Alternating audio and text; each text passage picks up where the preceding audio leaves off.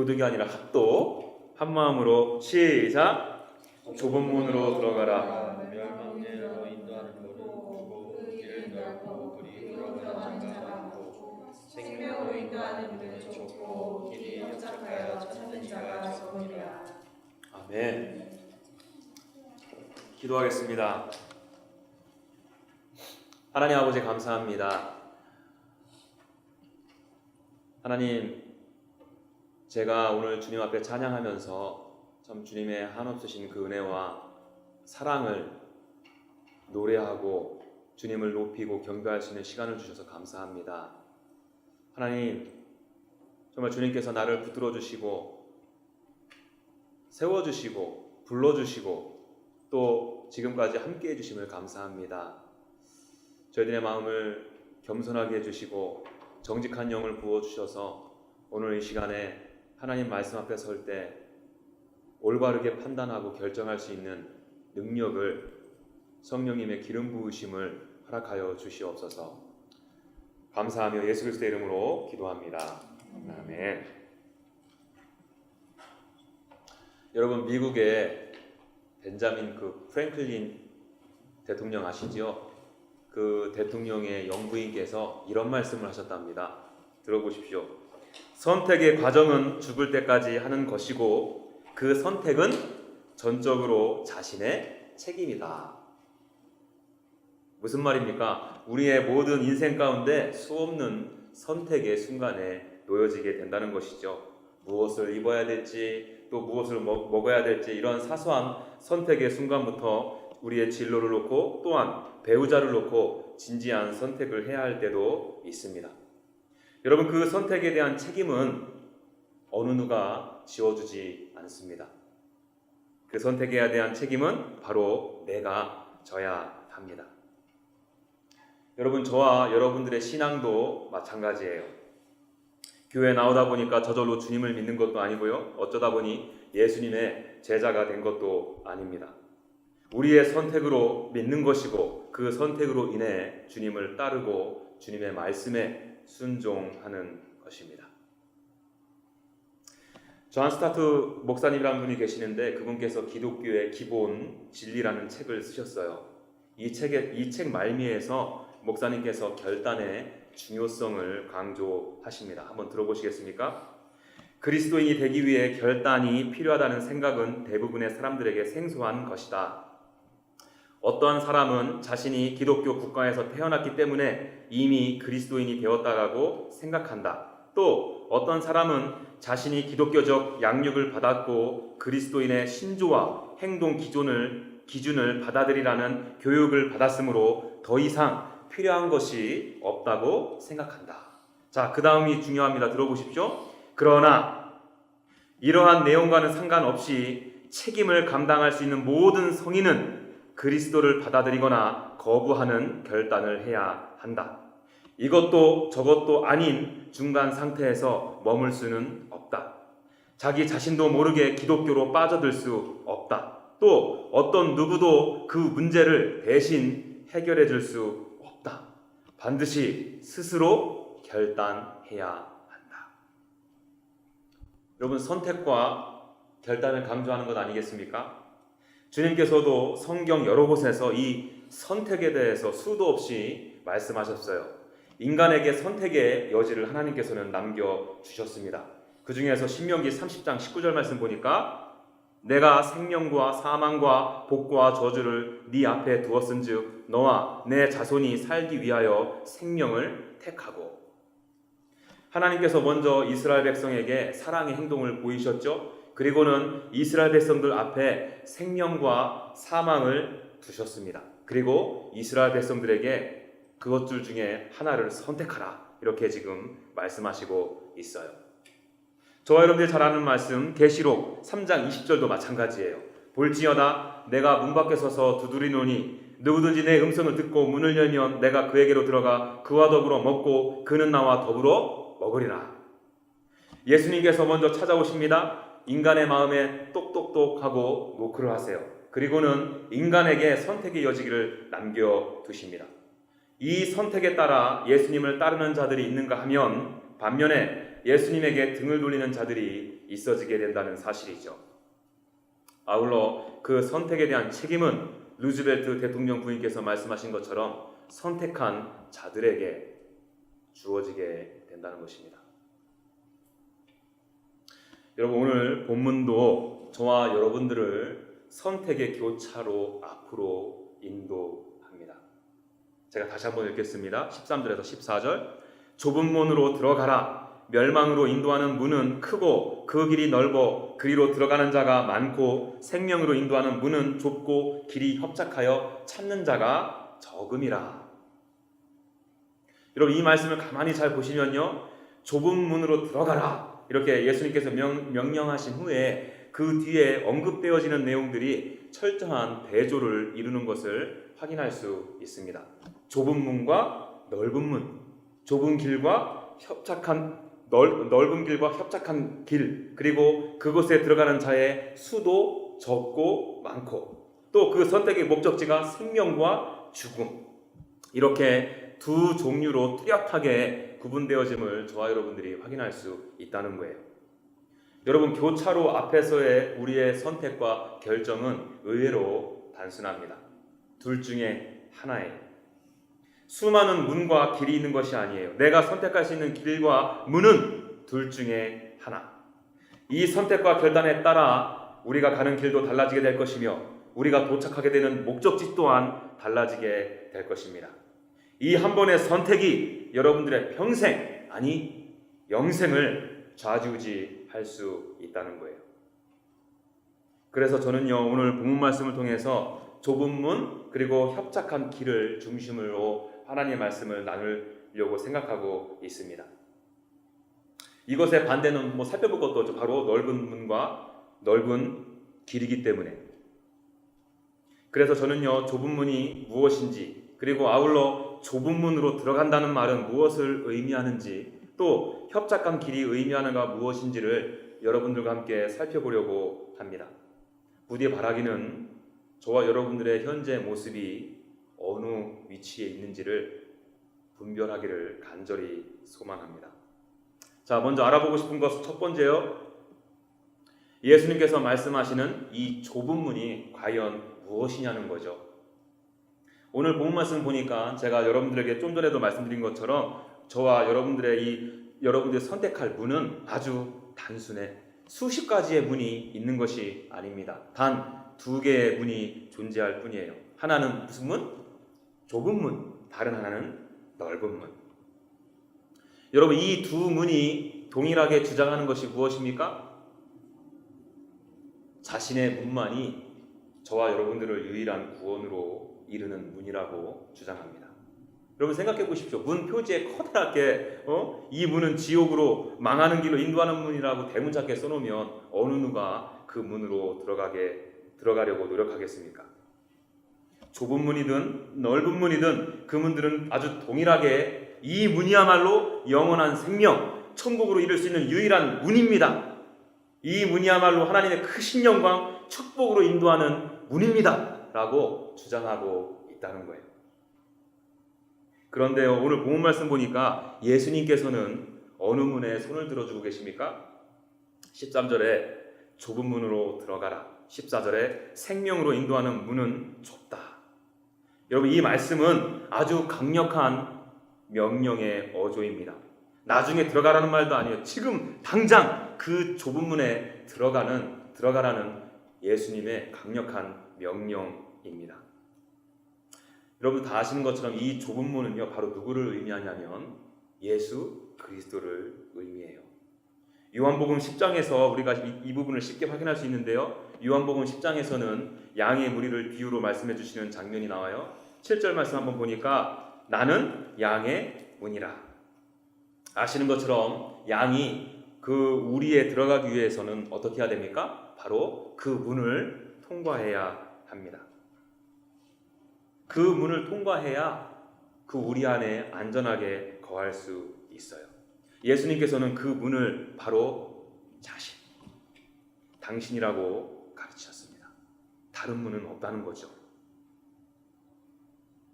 여러분, 많은 분들이 기독교는 구원에 대해서 왜 이렇게 편협하냐, 하나님께서는 우리 인간을 얼마나 사랑하시는데 구원에 이른 길은 여러 가지 길이 있다라고 주장하기도 합니다. 여러분, 저도 솔직하게 말씀드려서 그들의 그 주장이 진리였으면 너무나도 좋겠습니다. 저도 설교하고 복음을 나눌 때 얼마나 힘이 드는 줄 아세요? 여러분, 우리가 하나님 앞에 갈 수 있는 방법은 여러 길이 있습니다. 여러분 자신을 굳게 믿으시든지 알라, 부처를 통해 하나님 앞에 나아갈 수 있습니다. 어느 길이든 상관없어요. 우리는 다 천국에 만날 수 있습니다. 이렇게 제가 여기 앞에서 설교하면 얼마나 편합니까? 전하는 사람도 편하고 받는 사람도 부담스럽지 않고요.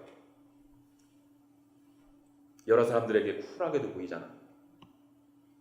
그러나 제가 믿는 성경에서는 인간에게 그러한 여지를 주지 않습니다. 어떠한 타협점도 허락하지 않습니다. 사도행전 4장 12절, 다른 이로서는 구원을 받을 수 없나니 천하 사람 중에 구원을 받을 만한 다른 이름을 우리에게 주신 일이 없음이라 하였더라.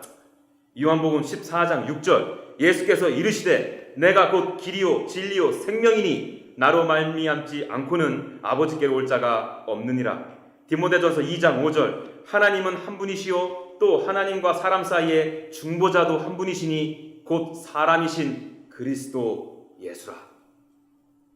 예수 그리스도 한 분만이 유일한 구원의 이름이 되십니다. 그분만이 영원한 생명에 이르는 유일한 길이에요. 오로지 예수 그리스도를 통해서만이 하나님을 알 수 있고 볼 수 있습니다. 예수 그리스도를 믿는 자만이 하나님을 온전히 믿을 수 있어요. 그러므로 어느 누구든지 예수 그리스도를 주로 시인하고 믿으면 아버지 하나님을 내가 본 것이며 믿는 것입니다.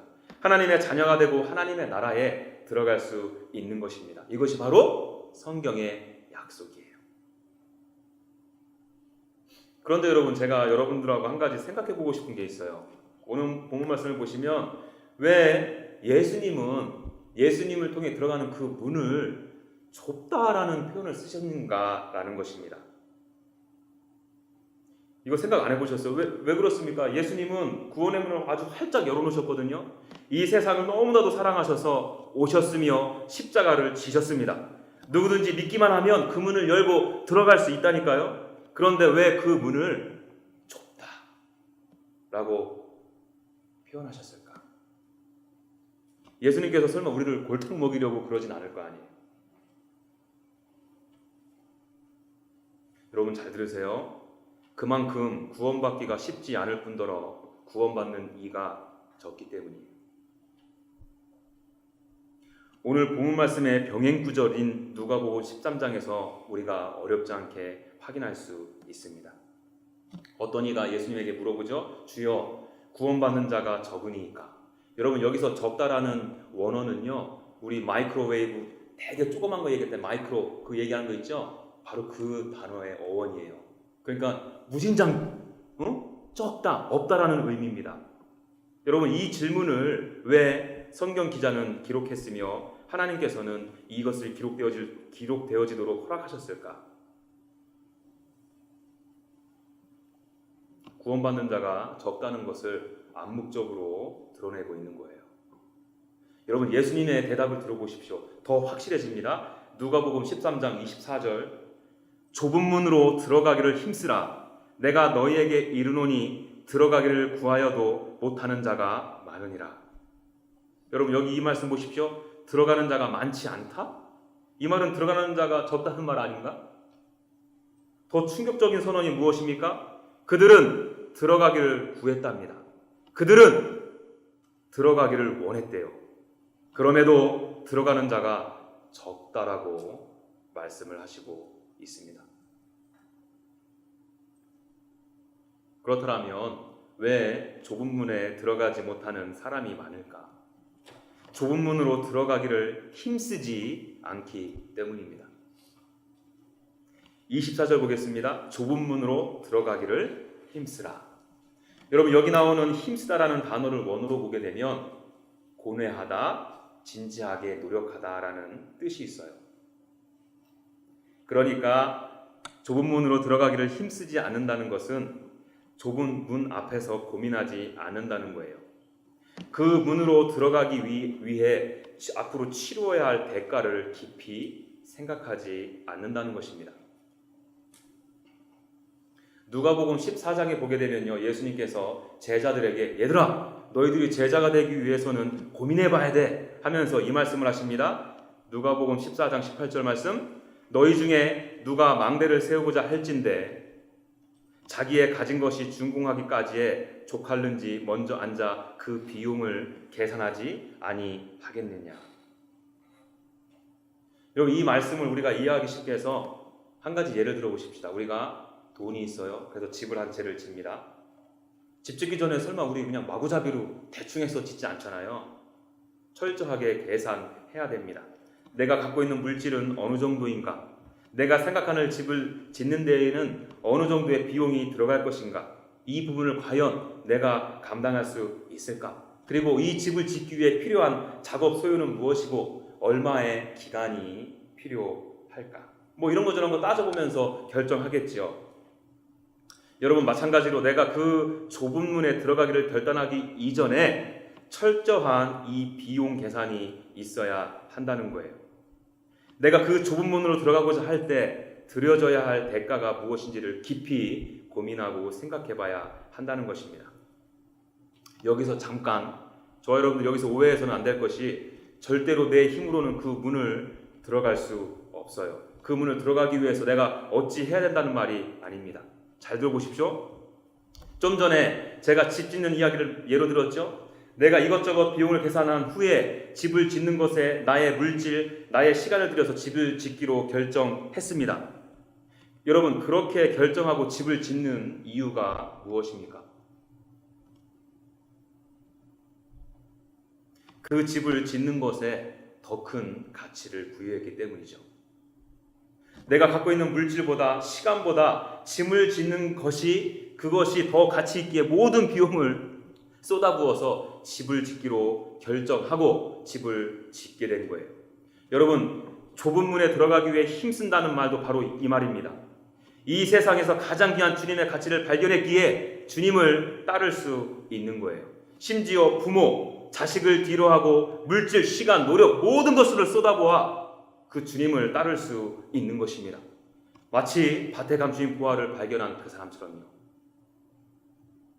그래서 이 비용 계산이 다 된 사람은 어떻게 한다고요? 누가복음 14장 34절, 이와 같이 너희 중에 누구든지 자기의 모든 소유를 버리지 아니하면 능히 내 제자가 되지 못하리라. 자신의 모든 소유를 들여 제자가 되는 것이지요.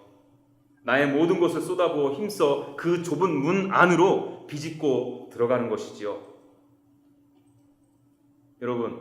여러분들은 이 좁은 문에 들어가셨습니까? 들어가기를 힘쓰셨습니까? 아니면 그 좁은 문 앞에서 여전히 발 동동 구르며 결정장애를 앓고 계십니까? 여러분 다 아시지요? 여러분들이 만일 좁은 문 밖에 계시다고 해서 그것이 면죄부가 될 수 없어요. 왜? 그 좁은 문 안으로 들어오지 못했다는 것은 아무리 내가 아니라고 바득바득 우겨도 여러분들은 이미 그 넓은 문을 선택했기 때문입니다. 여러분들은 이미 그 넓은 길로 지나가고 계신 거예요. 아시다시피 그 길은 멸망으로, 지옥으로 여러분들을 인도하게 될 것입니다. 그러므로 우리 정말 그 좁은 문 안으로 들어가기를 힘써야 합니다. 철저히 그 비용을 계산해야 합니다. 이 세상과 바꿀 수 없는 그분의 가치를 나의 영안이 열려서 봐야 해요. 왜? 그분의 참된 가치를 아는 자만이 나의 모든 비용을 쏟아부어서 집을 짓기 때문에, 나의 모든 소유를 다 팔아서 예수 그리스도께서 원하시는 제자가 될 수 있기 때문입니다. 저는 이 말씀을 묵상하면서 여러분들이 잘 아시는 부자 청년이 생각났어요. 여러분, 그 부자 청년이야말로 좁은 이 문 앞에서 서성이던 사람 아닙니까? 그 사람은요, 그 형제는 사회적으로도 성공했던 사람이고요. 더군다나 종교적인 열심은 예측 불허입니다. 얼마나 열심히 하는지 몰라요. 주위 사람들에게 해를 입힌 적도 없고요. 헌금도 열심히 드리고 예배에 참여도 하고요. 부모님께도 잘했어요. 이 청년은 여전히 그러나 어부적거리며 서성이고 있었습니다. 예수님의 문 앞에서. 아니 넓은 길을 택하여 그 길을 지금 가고 있었어요. 그런데 우리 주님께서 그 청년을 너무나도 사랑하셨어요. 그래서 그 비용을 계산해보고 나를 따르라고 말씀하셨습니다. 마가복음 10장 21절. 예수께서 그를 보시고 사랑하사. 여러분, 예수님께서 그 형들 너무 사랑하시니까 제발 그 비용 계산하고 나한테 나오라고 말씀하세요. 보세요. 예수께서 그를 보시고 사랑하사 이르시되 네게 아직도 한 가지 부족한 것이 있으니 가서 내게 있는 것을 다 팔아 가난한 자들에게 주라. 그리하면 하늘에서 보화가 내게 있으리라. 여러분, 그랬더니 이 청년의 반응이 어떻습니까? 22절. 그 사람은 재물이 많은 거로 이 말씀으로 인하여 슬픈 기색을 띠고 근심하며 가니라. 여러분들이 영적 분별력이 있으시다면 이 청년은 지금 힘써 그 좁은 문으로 들어갔다라고 생각하십니까? 아니면 그 좁은 문이 아닌 다른 문, 다른 길, 다른 목적지로 나아갔다고 생각하십니까? 과연 예수님은 이렇게 근심하며 떠나간 형제를 어떻게 판단하실까요?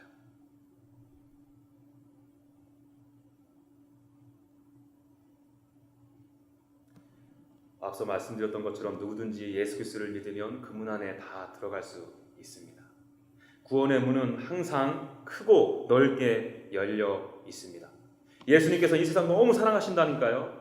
그렇다고 모든 이들에게 그 문에 들어오도록 허락하시지는 않습니다.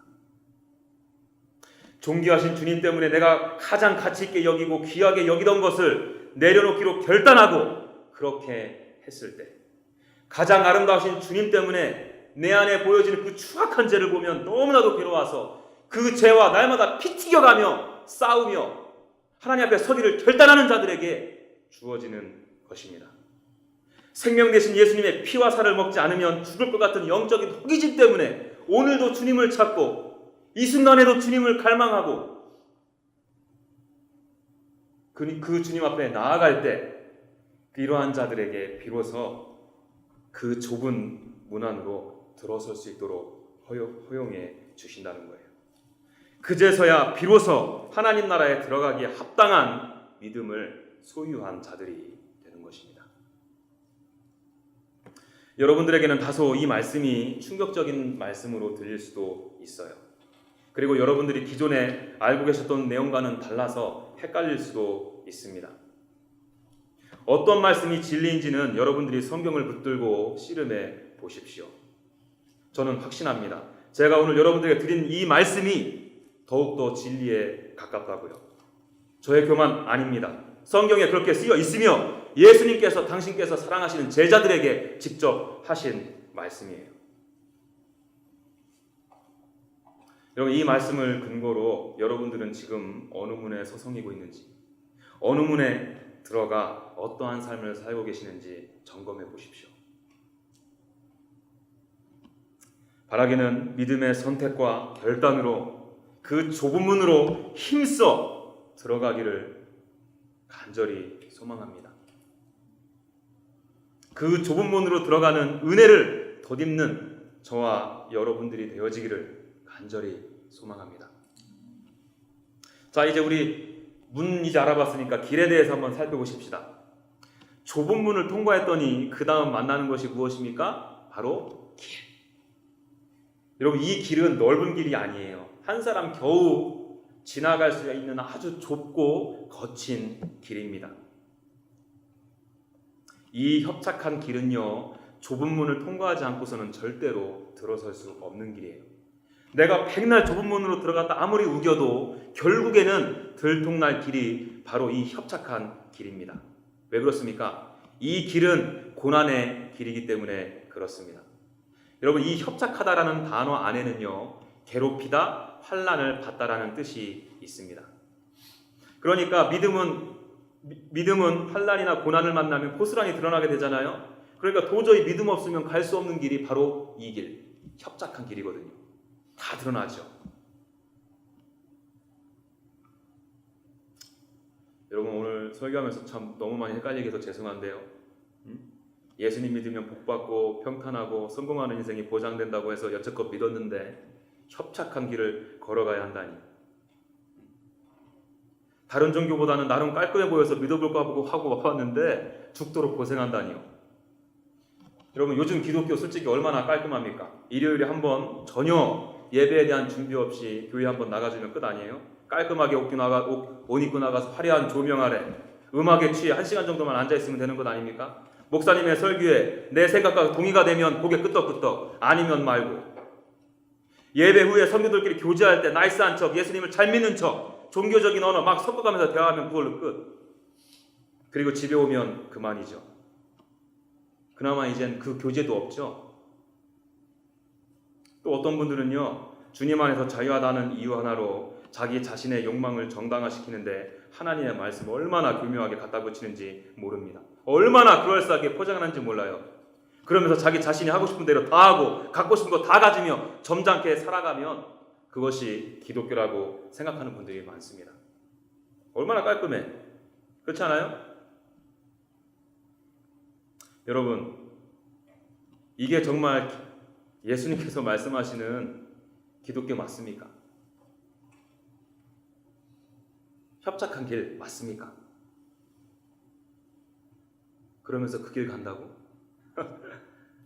여러분, 지나가던 강아지가 웃겠어요. 응? 여러분들에게 찬물 끼얹어서 정말 죄송한데요, 만일 여러분들이 그런 목적으로 이곳에 앉아 계시다면, 그런 안일한 자세로 종교생활을 하시길 원하신다면 다른 종교를 찾는 것이 훨씬 더 빠를 것입니다. 그러나 그 길의 끝에는 영원한 죽음, 형벌이 기다리고 있다는 것을 잊지 마십시오. 자, 그렇다면 예수님께서 말씀하신 이 협착한 길이란 과연 무엇을 의미할까? 앞서 말씀드렸죠. 바로 고난과 험난함이 있는 길입니다. 사명을 위해 예수님께서 걸어가신 그 십자가 고난의 길이에요. 주님의 나라를 위해 걸어간 그 고난의 길, 십자가 고난에 참여하기 위해 나아가는 그 길입니다. 믿는 자라면, 그리고 그 좁은 문에 통과했다면 이 길을 가야 해요. 이 길은 평탄하지 않습니다. 오히려 고난과 핍박과 박해가 있어요. 부모, 자식, 형제로부터 죽임을 당할 수도 있는 위험 부담이 있습니다. 넓은 길에 있는 사람들로부터 수많은 비웃음과 비아냥을 당할 수도 있는 길이에요. 세상으로부터 모든 수치와 조롱과 수욕을 당할 수 있는 길이기도 합니다. 우리가 잘 아는 사도 바울은요, 그렇게 자기 자신의 십자가를 지는 삶을 살았어요. 그는 협착한 길, 고난과 환난이 있는 그 길을 담대히 나아갔습니다. 고린도 후서 1장 16절, 우리가 환난 당하는 것도 너희가 위로와 구원을 받게 하려는 것이요, 우리가 위로를 받는 것도 너희가 위로를 받게 하려는 것이니 이 위로가 너희 속에 역사하여 우리가 받는 것 같은 고난을 너희도 견디게 하느니라. 여러분, 누가 봐도 쉽지 않은 그 거친 길, 그 협착한 그 길을 어떻게 지나갈 수 있었을까요? 제가 생각하건대 하나는 주님께서 그 힘든 거친 발걸음 위에 함께해 주셨기 때문입니다. 마태복음 11장 30절, 이는 내 멍에는 쉽고 내 짐은 가벼움이라. 여러분, 이 말씀은요, 나에게 짐이 아예 없다는 말씀이 아니에요. 나에게 멍에도 있고 여전히 짐도 있습니다. 그러나 주님께서 그 짐, 그 멍에를 함께 해주시기 때문에 가벼운 마음으로, 또 힘들어도 그렇게 힘들지 않게 걸어갈 수 있는 길이 바로 그 길이에요. 그리고 다른 하나는요, 영생에 대한 소망이 있었기 때문입니다. 이 길 끝에 나를 환하게 맞아주실 하나님의 영광 중에 계실 주님을 기대하고 바랐기 때문에 이 길을 갈 수 있었던 거예요. 고린도 후서 4장 17절, 우리가 잠시 받는 환난에 경한 것이 지극히 크고 영원한 영광에 중한 것을 우리에게 이루게 함이니 우리가 주목하는 것은 보이는 것이 아니요 보이지 않는 것이니 보이는 것은 잠깐이요 보이지 않는 것은 영원하니라. 함이라. 이렇게 그 협착한 길에서 함께 하시는 주님, 그 길의 끝에서 영광 가운데 함께할 주님을 보고 기대했기에 사도 바울은 이 땅에서의 고난과 환난을 지극히 가벼운 것, 지극히 경한 것으로 여겼습니다. 그렇기 때문에 그 사도 바울은 그 협착한 길을 지나갈 수 있었던 거예요. 여러분, 저는 오늘 말씀의 결론을 내려고 합니다. 좀 전에 제가 존 스타트 목사님의 그 글을 인용해 드렸죠. 그 뒤에 바로 뒤 이어서 나오는 글을 제가 발췌했거든요. 한번 들어보십시오.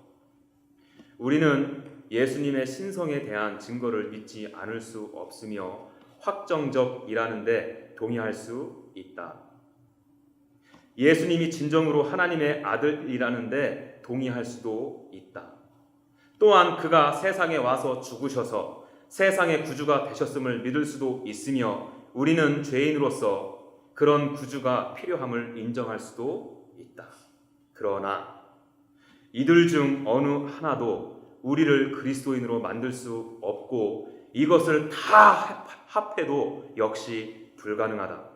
그리스도가 하신 일에 대한 어떤 사실을 믿는 것은 필요한 준비 단계이기는 하다.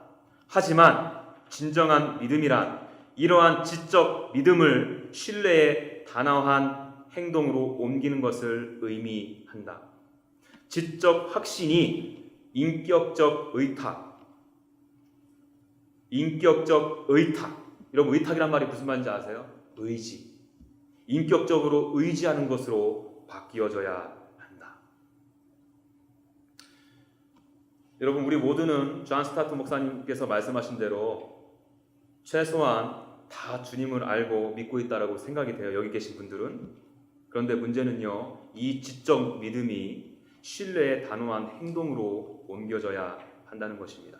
그래야 그 좁은 문 안으로 들어갔다라고 말할 수 있는 거예요.